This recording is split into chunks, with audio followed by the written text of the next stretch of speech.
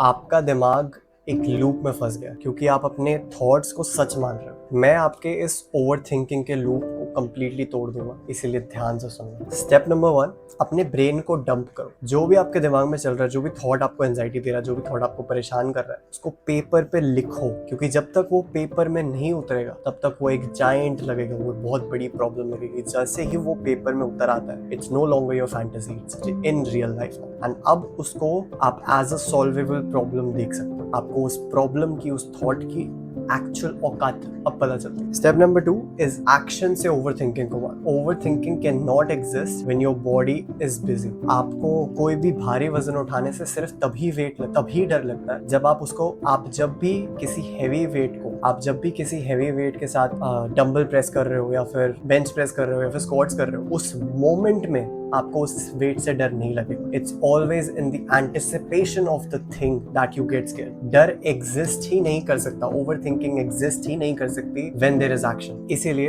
Action लो, कोई भी difficult action हो, कोई भी ऐसी चीज हो जिसकी वजह से आप जिससे आप डर रहे हो, जिसको आप अवॉइड करना चाहते हो, do the thing. Understand this concept for the rest of your life. There is a thing called circle of control.